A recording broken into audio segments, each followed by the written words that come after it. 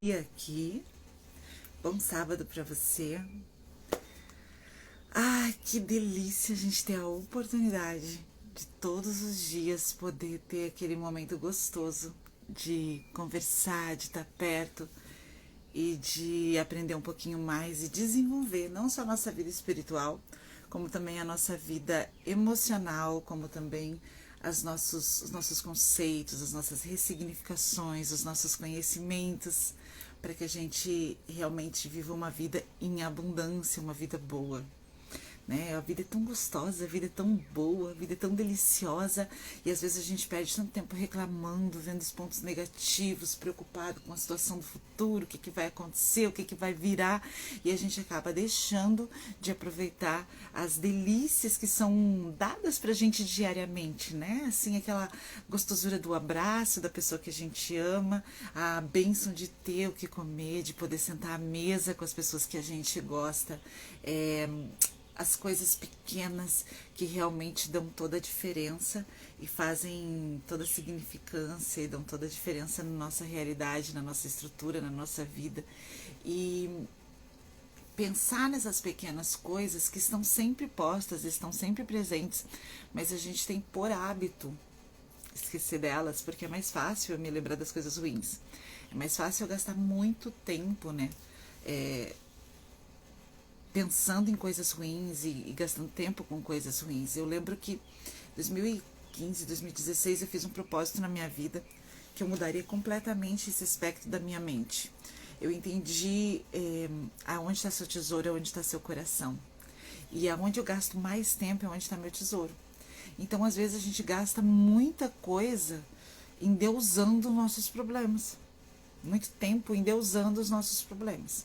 Então, às vezes acorda de manhã, você começa a pensar num problema e aí você passa o dia inteiro remoendo aquilo e gastando tempo pensando naquilo e gastando tempo pensando nos seus problemas e você não é capaz de enxergar a solução porque está aqui ó, focado no problema e o problema acaba sendo seu Deus, porque você passa o dia inteiro orando para ele, né? Você fica ali falando do problema, pensando no problema, agindo com o problema.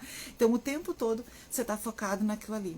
E aí, por conta disso, eu comecei a reeducar o meu cérebro. Pensei, preciso reeducar o meu cérebro para poder enxergar as coisas boas, viver com as coisas boas, usufruir das coisas boas e desistir de ficar endeusando os meus problemas. Preciso desistir de ficar colocando os meus problemas no trono da minha vida. Eu preciso começar a olhar para a solução e achar a solução. Ou não tem solução, não tem. O que eu vou fazer? Eu vou me divertir com o que eu tenho, eu vou ficar bem com o que eu tenho para poder fazer essa mudança, essa transformação, essa ressignificação de mindset para que os dias realmente sejam bons, para que a vida realmente seja boa. E aí é uma escolha minuciosa a cada segundo, né? A cada segundo você tem que pensar, eu não quero pensar nisso, eu quero pensar em algo bom. E aí a gente vai para a história de Agar, não sei se você conhece essa história, ela era uma menina provavelmente de uns 17, 18 anos que é levada como serva para trabalhar na casa de Abraão, né? E aí ela era muito próxima de Agar. Agar era uma pessoa que era muito próxima de Sara e Sara tinha um pouco de confiança nela, porque imagina ali Sara com seus 80 anos, já 70, 80 anos, Agar novinha, né? Então Agar era quase como uma filha. Então tudo que ela fazia, tudo que ela dedicava, ela estava ali com Agar perto. Agar era uma serva dela que estava sempre com ela, ajudando ela e cuidando dela.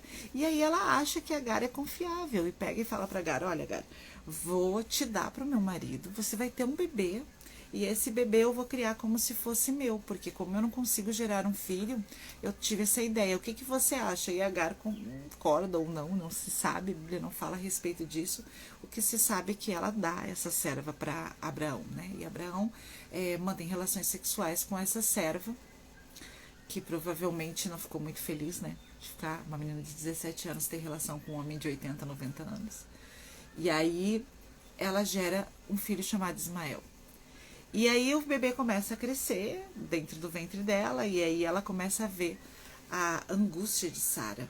Porque daí Sara já não fica satisfeita, Sara fica pensando, poxa, que custava, né? Deus me abençoar, Deus vai abençoar a minha escrava. Eu dei uma vez ela pro meu marido e ela já tá grávida. E eu há quantos anos estou casada e não tenho esse bebê. E aí a Sara fica amargurando, né? Fica dias, meses, anos ali, né? Tempão amargurando. Esse bebê nasce e a situação na casa começa a ficar incontrolável, assim, inviável de convivência, a ponto de Sara chegar para Abraão e falar: olha, pega essa mulher e pega essa criança e joga no deserto, eu não quero mais saber deles, eu não suporto mais, olhar para ela é uma afronta, tá me fazendo mal.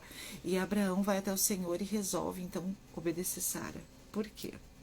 Porque ele obedeceu Sara, né? Quando fez o errado, quando deitou com a escrava. A promessa que viria de um filho viria de Sara. Ele não confiou, Sara não confiou, né? Então, ele devia, como pai da fé, devia ter dito: olha, Sara, não, a gente vai esperar porque Deus prometeu que viria através de você, Isaac. Mas não. Sara ofereceu a serva, ele aceitou a serva, e aí os problemas começaram a crescer e ficaram enormes. E aí você imagina essa menina, que agora já não tinha mais seus 17, mas lá seus 25, 26 anos, que viveu nesse espaço de amargura, que não teve essa capacidade de ter próprias escolhas. Quer dizer, eu já sou serva, já sou escrava numa casa, já sou obrigada a trabalhar, eu sou obrigada a deitar com um homem bem mais velho. Eu tenho um filho que eu não queria ter tido, porque eu nunca escolhi ter casado com esse homem. Esse bebê nasceu, eu amo porque é meu filho, eu gerei, eu quero ter cuidado dele, eu quero amar ele, quero ficar com ele. E aí ela nesse encalço todo, nessa bagunça toda, porque a gente normalmente olha a história pela visão de Sara e pela visão de Abraão. A gente não olha quem era essa mulher Agar, né? Que nesse contexto todo aí, onde a mulher não tinha voz, onde a mulher não tinha opinião, a Sara, ela estava impondo algo cultural dela, pensamento cultural dela, e a Agar não teve outra situação, porque estava ali vivendo às custas daquela família, e aí ela foi e se deita com Abraão e tem essa criança que não era algo que ela desejava. Bom dia, Nai, seja bem-vinda. Que não era algo que ela desejava. Então, quando ela tem essa criança, você imagina aí que são anos criando amargura, né? São anos fortalecendo essa sensação de amargura. Obrigada, Nai. A lindeza hoje é o filtro, porque eu acordei atrasada, não deu tempo de fazer uma maquiagem. E aí eu tive que botar filtro, por isso que eu tô filtrada hoje. Aí aparece mais bonitinha, né?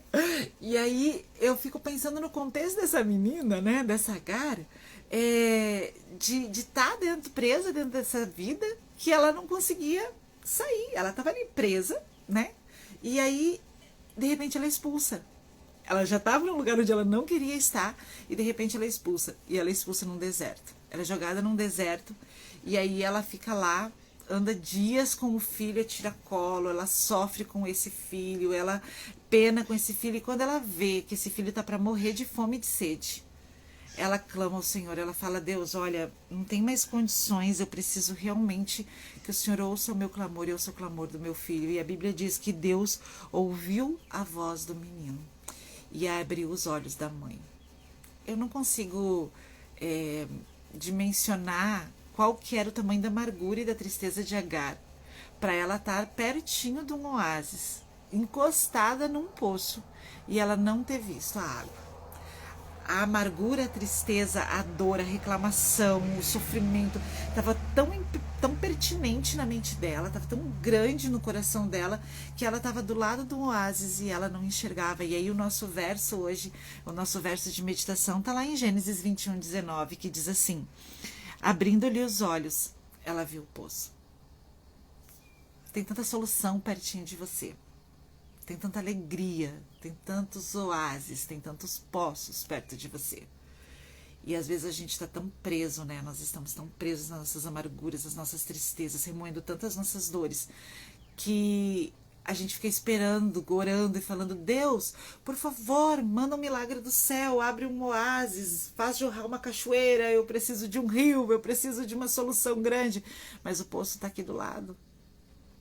A solução está pertinho, só que a minha amargura, a minha tristeza me impede de ver a minha solução. Então, essa ressignificação mental, essa ressignificação do nosso cérebro que a gente tem que fazer cotidianamente, de abraçar mais, de se alegrar mais, de aproveitar os momentos bons, de aproveitar o carinho que a gente tem, de aproveitar as flores do campo, né? Às vezes a gente quer ganhar um buquezão do meu marido, recebendo da floricultura, cama cheia de flores e tal. E a gente nega aquela florzinha que é colocada com delicadeza atrás da nossa orelha.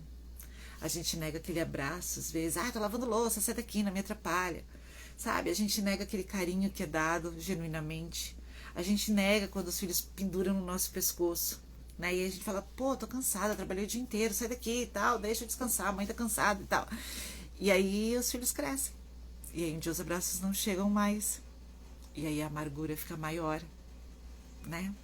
Então a gente tem que criar essa ressignificação para as coisas boas e pequenas, para satisfações pequenas, sabe? Um café da manhã tomado juntos, fazer uma mesa bem feita, quem sabe hoje na hora do almoço aí você faça uma mesa bem legal, junto a sua família, e aproveite só o fato de estar perto.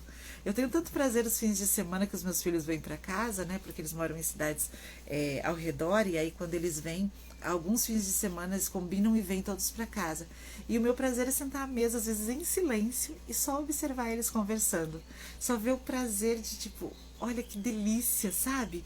Passei por isso, Gênesis 21, 19, tá?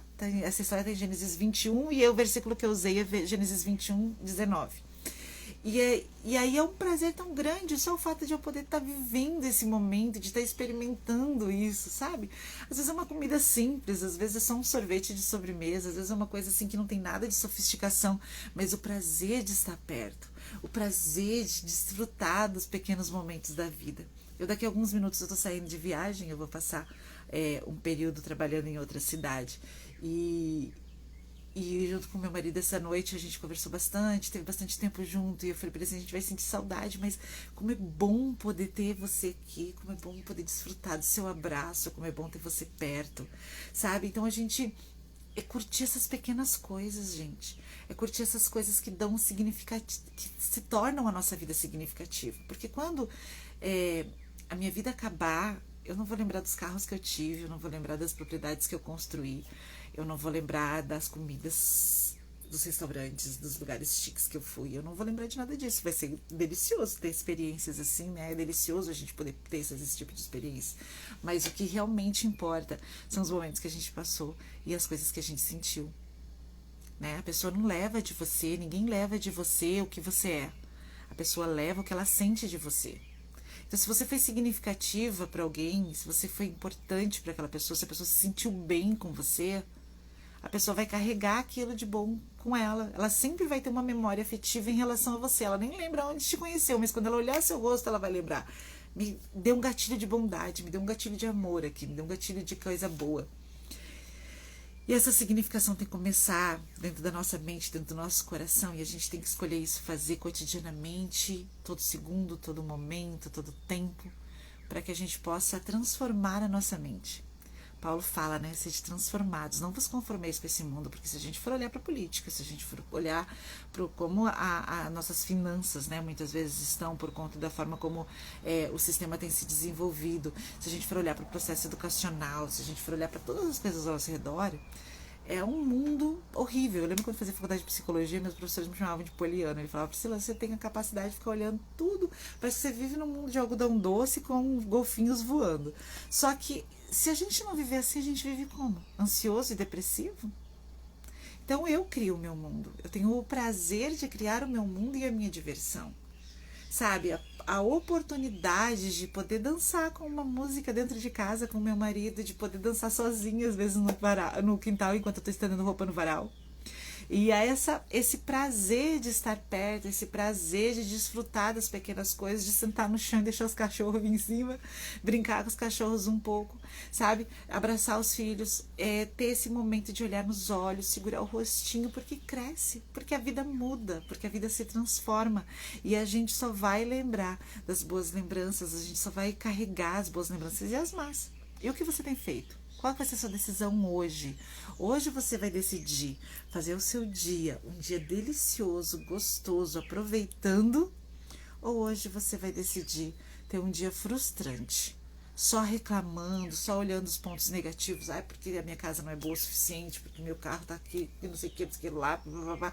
Ou você vai olhar para as coisas positivas e aproveitar que Agar nos ensina essa história, né? Tá do lado do poço e tá buscando um oásis. Então, que essa palavra de Deus para Agar seja a palavra de Deus para a gente. Que Ele abra os nossos olhos e nós possamos ver os poços, a água limpa que está ao nosso redor. E às vezes a gente está pedindo aí grandes coisas, mas o que sacia a nossa sede está bem do lado, está bem tranquilo, está bem pertinho. A gente só precisa abrir os olhos para ver. Que você tenha um dia excelente, que você faça desse seu dia o melhor dia da sua vida, tá bom? Bom sábado para você!